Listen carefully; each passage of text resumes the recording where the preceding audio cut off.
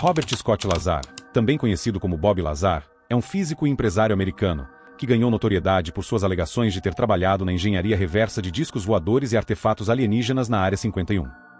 Suas afirmações desafiam a compreensão convencional e dividem a comunidade ufológica. Em meio a tudo isso, envolta de mistérios, a Área 51 é o epicentro dessas alegações, onde Bob Lazar alega ter trabalhado e visto tecnologia alienígena, sistemas de propulsão que desafiam as leis da física. Hoje as imagens e relatos de OVNIs dançando nos céus permanecem como silhuetas no horizonte, desafiando nossa compreensão. Bob Lazar continua a intrigar, lembrando-nos que a verdade pode estar escondida nas sombras cósmicas ou simplesmente em algumas pastas de documentos do governo. Bob Lazar afirma ser um físico formado com mestrado no MIT Caltech que trabalhou como cientista para um sistema muito secreto chamado S4, localizado nas proximidades da Área 51. Ele diz que fazia engenharia reversa da tecnologia de propulsão de OVNIs e artefatos alienígenas, que haviam sido capturados ao redor do mundo.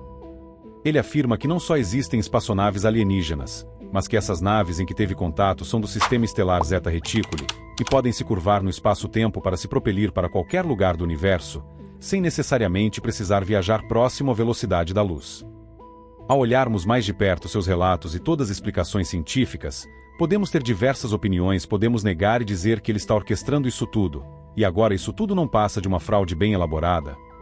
Ou então podemos simplesmente dizer que suas explicações sobre as tecnologias alienígenas são cientificamente plausíveis, e que isso tudo pode estar acontecendo diante dos nossos olhos, até porque temos provas de diversos locais do planeta, e sim. Podemos estar próximos de conhecer nossos vizinhos. Muito dessas teorias vêm dos vazamentos que ainda circulam sobre a Área 51 em Nevada. A Área 51 é uma base aérea super secreta do governo onde a Força Aérea testa algumas das aeronaves mais classificadas, como o F-17. Por muito tempo, os militares não negam nem mesmo confirmam sua existência. Mas com os relatos de Bob Lazar todos nós podemos ver que sim, era algum tipo de base aérea secreta e que não tinham a intenção de divulgá-la.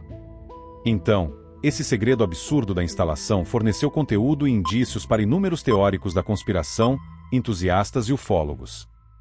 São os ufólogos que investigaram os principais avistamentos de OVNIs e quedas de naves, entrevistam pessoas ao redor do mundo e não obtinham tamanha informações assim como Bob Lazar tinha. Muitas pessoas não sabiam que a Área 51 operava com o intuito de focar em engenharia reversa de objetos voadores não identificados. Mas isso vem à tona logo após Bob Lazar fazer algumas afirmações ousadas sobre alienígenas e suas naves, sendo armazenados lá por cerca de 30 anos atrás em 1989. Isso trouxe ainda mais notoriedade mundial a Bob Lazar e foi parcialmente responsável por tornar a Área 51 um nome muito comum e citado diariamente nas redes. Hoje, com muitos estudiosos somados a relatos liberados por Bob Lazar, mais os fatos confirmados pela mídia, se cria uma confirmação coletiva atraindo ainda mais entusiastas do fenômeno OVNI. Inclusive o próprio governo americano vem liberando vídeos e fotos que só confirmam ainda mais os relatos de Bob Lazar, passando mais credibilidade às suas denúncias feitas no início da era do fenômeno OVNI. Bob Lazar se baseia em um estudo abrangente de tudo que possa envolver o fenômeno. Diversos cientistas e ufólogos disseram que ao olhar especificamente para a ciência das espaçonaves e dos sistemas de propulsão descritos pelo Sr. Lazar é possível dizer que esta tecnologia é plausível com base em conceitos científicos comprovados que nós, humanos, sabemos ser verdadeiros, assim como Bob Lazar descreveu os motores de dobra espacial na espaçonave são configurados. Tudo pode ser verídico então. Vamos à descrição da nave. A parte de baixo da nave tem a função de gravidade. No centro da nave existe uma antena central que é onde realmente fica uma extensão do reator. Nesse centro ele é um guia de ondas que permite a emissão com a gravidade que forma uma espécie de ondas em formato de coração sobre toda a nave. É assim que ela cria sua distorção. Existem os emissores de gravidade que podem ser girados até 180 graus. Isso permite que a nave essencialmente possa pairar traçado destino, ela pode começar a oscilar para outra direção desejada, criando uma distorção permitindo que a nave deslize de modo que lá fora tudo seja executado em baixo consumo sem a resistência e intempéries do ambiente externo. Ao contrário de filmes de ficção científica onde você vê discos voadores apenas voando horizontalmente, o seu relato diz que eles realmente voam de barriga primeiramente como moscas, mas com a definição do trajeto eles se concentram, viram a barriga, que corresponde à parte inferior da nave. Miram para o destino os 3 amplificadores que gira 180 graus impulsionando-a para o destino traçado pela tripulação da nave. Coisas incríveis como o espaço dobrável exigem evidências incríveis, provas físicas para falar, mas ao relato de sua testemunha. Ele descreveu uma configuração física dos motores, mas o que os relatos espalhados não mostraram foi a sua descrição de como funciona basicamente o motor alienígena, como é construído todos os aparatos que fazem essa incrível máquina circular ao redor do mundo desafiando as leis da física tradicional. Existe um documento arquivado no site que Bob Lazar publicou em 1996. Lá ele mostrou sua descrição do motor. Foi feita uma revisão deste documento por um físico de partículas, o Dr. David Morgan. Bob Lazar descreveu o sistema de propulsão alienígena. Ele gera um intenso campo gravitacional e usa esse campo para distorcer o espaço-tempo, trazendo destino para sua frente e permitindo que você cruze muitos anos-luz de espaço em pouco tempo sem viajar em um modo linear próximo à velocidade da luz como mencionamos. Distorcer o espaço-tempo não é um grande problema. Toda matéria distorce o espaço-tempo. Seu corpo está distorcendo o espaço-tempo agora. O que o Bob Lazar traz com essas informações é a ideia de criar um buraco de minhoca no espaço para ir instantaneamente de um local para outro. Esta ideia de dobrar o espaço ou de criar um buraco de minhoca no espaço a fim de atravessá-lo tem sido comentada por décadas nos círculos científicos. Tem sido usado em filmes como Interestelar, é bem teórico e não é nada novo. O problema é que para criar um buraco de minhoca desse tamanho que pudesse permitir esse tipo de viagem, você precisaria de um grande o suficiente para a nave passar e um que durasse mais de 1/bilionésimo de segundo. De acordo com tudo que sabemos, requer uma enorme quantidade de energia. E não me refiro como a energia de uma bomba de hidrogênio que converte cerca de 1 quilo de matéria em energia.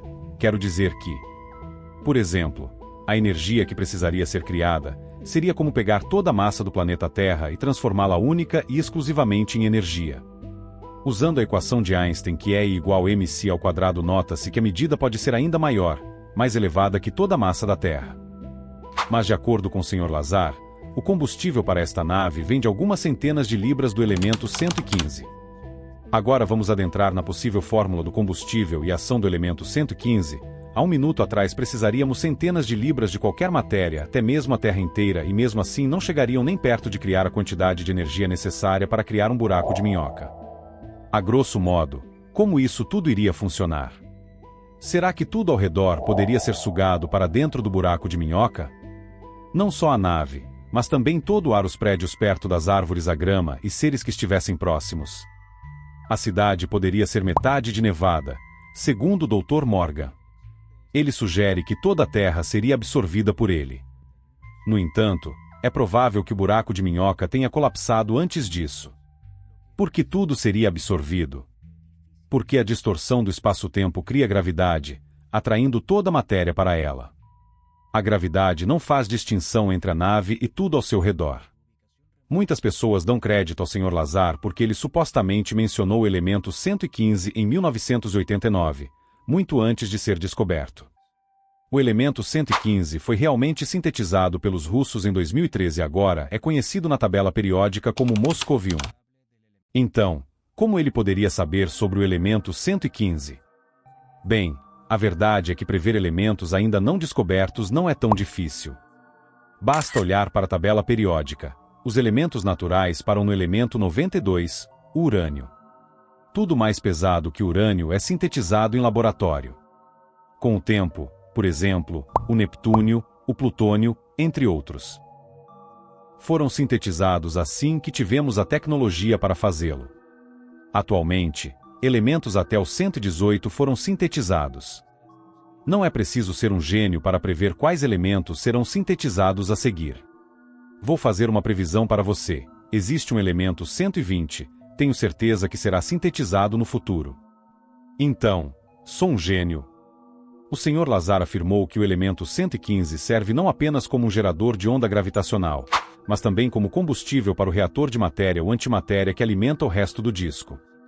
Ele diz que o elemento 115 é bombardeado com um próton que se liga ao núcleo do átomo 115 e se transforma em 116, que imediatamente se decompõe e libera uma pequena quantidade de antimatéria. A antimatéria e a matéria colidem e se aniquilam, convertendo-se totalmente em energia. O que é antimatéria? A antimatéria é igual à matéria, exceto que tem carga oposta. Então, um antipróton é um próton com uma carga negativa em vez de uma carga positiva. O problema é, como você obtém uma antimatéria como um antipróton? Essas coisas não estão flutuando dentro de elementos como o elemento 115, que pode ser simplesmente deslocado ao ser atingido por um próton, como o Sr. Lazar parece estar sugerindo. A única maneira de obter antimatéria é converter energia para obter um par de prótons e antiprótons. Quanta energia isso levaria?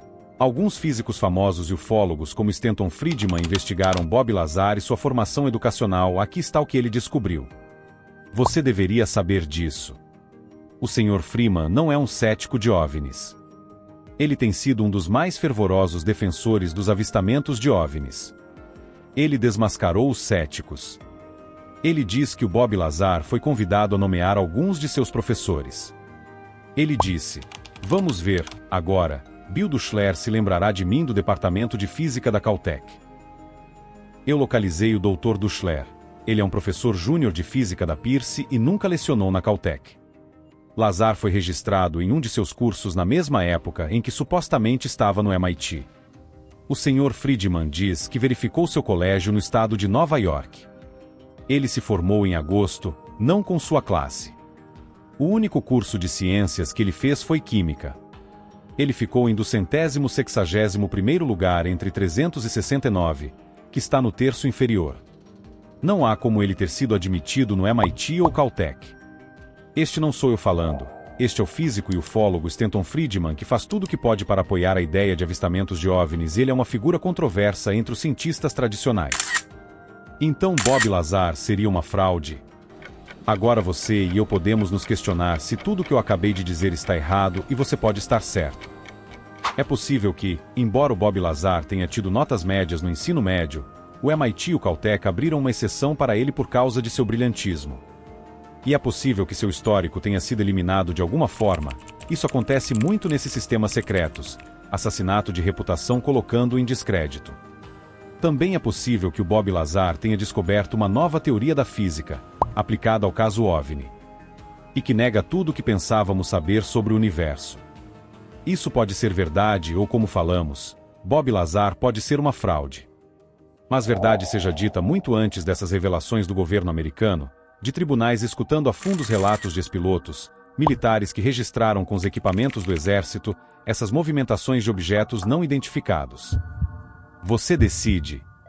Use essa informação como forma de buscar ainda mais respostas sobre o universo.